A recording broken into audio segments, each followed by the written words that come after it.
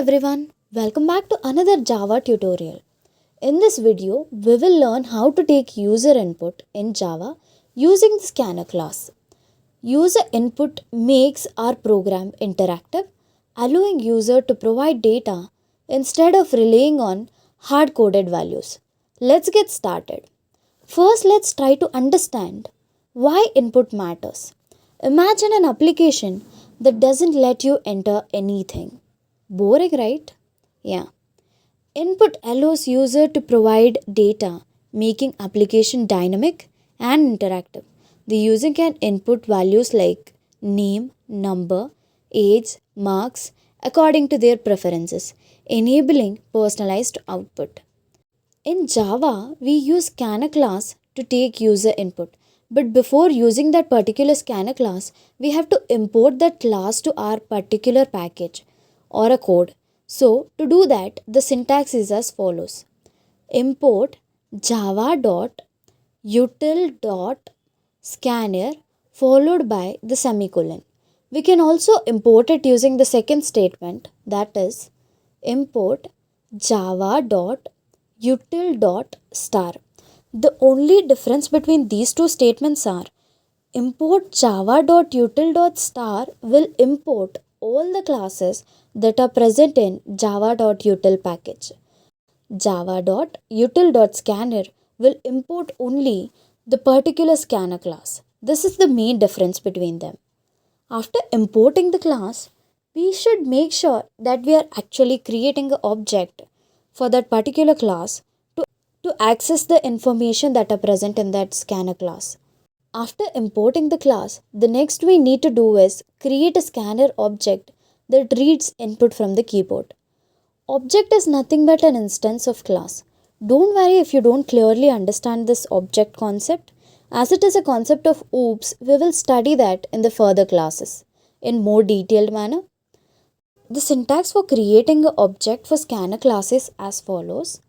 Scanner scan is equal to new scanner parenthesis followed by system.in close the parenthesis close the semicolon.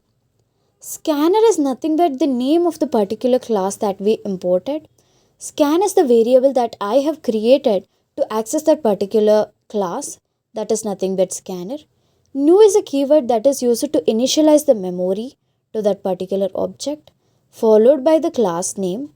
In the parenthesis, we are saying take the input from keyboard by specifying system.in as we specify println for output. Now let's use the scanner and start collecting our user input. Reading an integer. Reading an integer using scanner class. To read an integer, we use next int followed by parenthesis. This is case sensitive. Make sure the int first character is always capital, along with the variable name that we created referring to the scanner class. Let's take the number as an input. Enter the following code in your computer. Let's work it on together. System.out.print followed by parenthesis, double quotation mark. Enter an integer, close the quotation mark, close the parenthesis, make sure you add semicolon. Next we are creating a variable called int number where I am taking an input of integer type using scanner.nextInt. I am using scanner.nextInt because scanner is the variable which I have created for the particular scanner class. You can use any name. You can even use your own name followed by nextInt, which specifies that we are taking an integer as an input. After taking input, let's print this out to the screen. System.out.println. You entered plus number, close the parenthesis, add semicolon. Now let's run this program and see how it works. We can see that console is waiting for us to give some input without ending the program. Here I am giving input as 18. The output that appears to the screen is you entered 18. Now let's move on to the next statement, that is reading decimal numbers using scanner class, that is double. For reading decimal values we use next double parenthesis. Now let's run the program and see how it works. Enter system.out.print, add parenthesis, double quotation mark, enter a decimal number, close the quotation, close the parenthesis, add semicolon. I am creating a variable of type double. Decimal is the name of the variable which takes input as scanner.nextDouble. Scanner is actually the object that I have created that points to the scanner class. So make sure you always use the variable that you have created as an object followed by the next double, next int, whatever you want. Now as we have taken the double as an input, let's now print it out to the screen. System.out.println parenthesis double quotation mark you entered, close the quotation mark, plus decimal, as this is the variable that is storing the value that took as an input. Now let's run and see. Here also we can see that the console is waiting for me to give some input. I'm giving the input as 3.14. So the output that it prints to the screen is you entered 3.14. Now let's move on to the next part and let's try to understand how we actually take strings as an input using scanner class. To read a string, we use next line followed by parenthesis.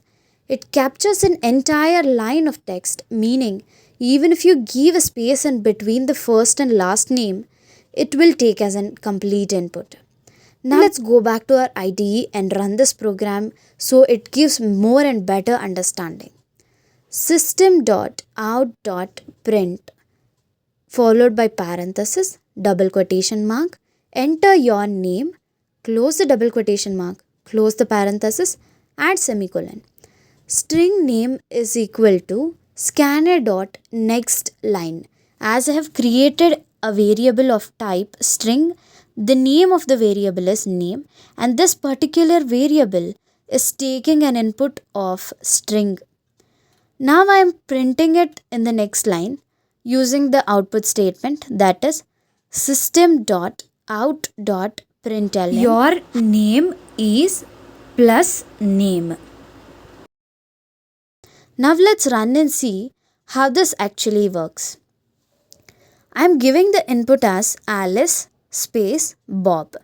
The output that it printed on the screen your is name is Alice Bob.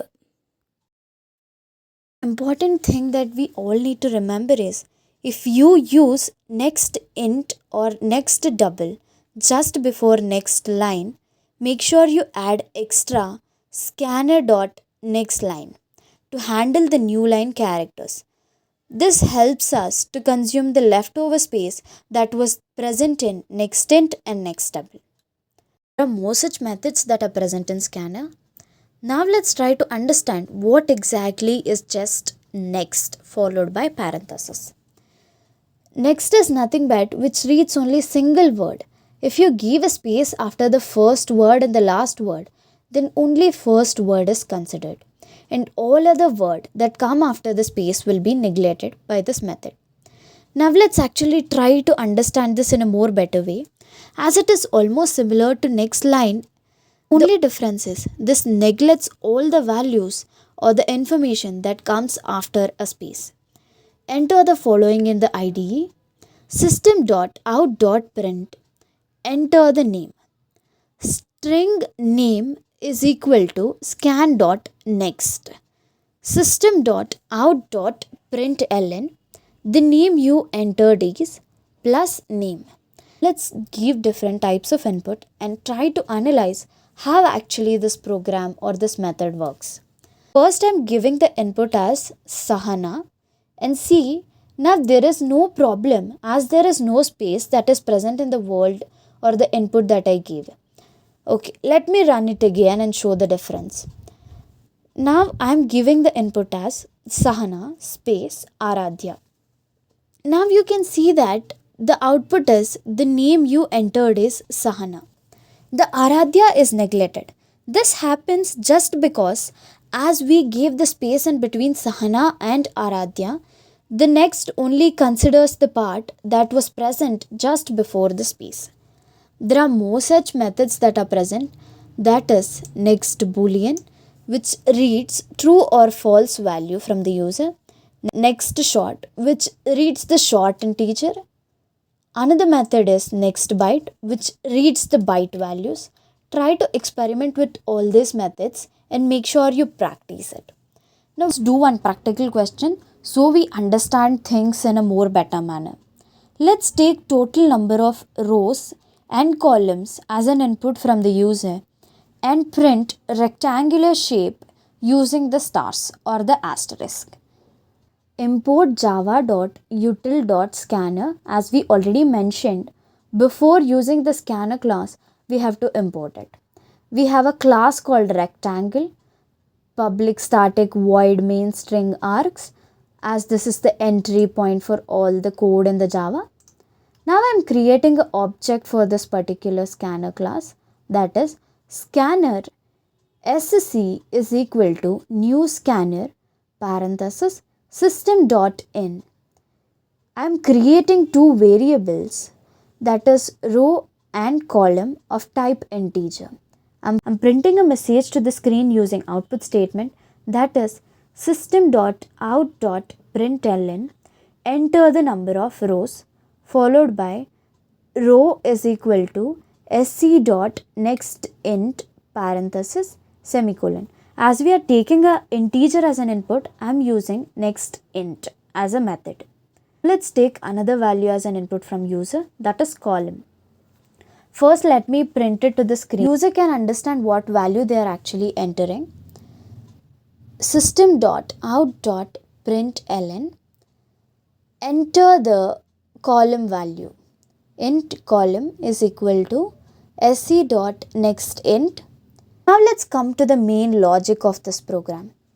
The main logic over here is I print the rectangle depending on the number of rows and columns. To do this, the best thing that I can do is I can use two for loops. The first for loop executes until the value of I is greater than the value of rows. The same logic is applicable to the column. It also runs until j is greater than or equal to the value of column. For int I is equal to 0, I is less than row, I plus plus. For int j is equal to 0, j is less than column, j plus plus. System.out.print parenthesis double quotation mark asterisk, close the double quotation mark, close parenthesis, add semicolon, close the first flower bracket that was present for the loop j, and now let's add system.out.println, close the outermost for loop using the flower bracket. Let me explain the main logic before actually executing this program. Let's take an example and trace this value. Assume you have entered row is equal to 3 and column is equal to 3. First input that will be present in I is 1. Is 1 less than equal to 3? Yes, it is true. So, it will go for j loop, it will check. If 1 is less than equal to 3, yes, it is true, it will print the star. Again, it will check. If is 2 less than equal to 3, it is true, it will print the star. Is 3 less than equal to 3? Yes, it is true, it will print the star. Is 4 less than equal to 3? It is false, right? So, the particular inner for loop becomes false and it terminates here, and the I value will be incremented again, so that I was first 1 and now it is incrementing to 2. After incrementing to 2, again the same logic is applied. When the value of I is greater than rows, this program keeps repeating and keeps printing the stars in the form of rectangle. We've used system.out.print because we want the stars to be printed next to each other. After completing the first row, we have used system.out.println just to make sure that After completion of one row, all the values will be printed in the next line. If we would have added system.out.println, all the values would have printed in the next line and it would not look like a rectangular shape. Don't worry much about all this, just make sure you understand how I take the input of rows and columns and used it in the for loop to print a beautiful rectangular pattern. In this way, you make the code dynamic. In this stage, understanding for loop is quite bit difficult, but consistency matters a lot. As we keep learning, it becomes as easy as possible. Now let's execute the program and see. I'm giving rows is equal to 3, columns is equal to 3. We can see 3 rows, 3 columns are printed in the form of rectangle. Try giving your own numbers and see the pattern how the rectangle will be printed. I would like to give you one problem so that you could solve and get more proper understanding about this concept. Create a simple program that collects personal details of a student and display them. The information that I want you people to collect is name, age, CGPA, department in which you are studying, followed by has any backlogs. Today we explored how to take user input in Java using a scanner class. We covered different input types and built a simple interactive program. Now it's your turn to experiment and create your own programs. If this video helped you, don't forget to like, share, subscribe for more Java tutorials. Drop your questions in the comments so I can help you solve them. Happy coding! Thank you.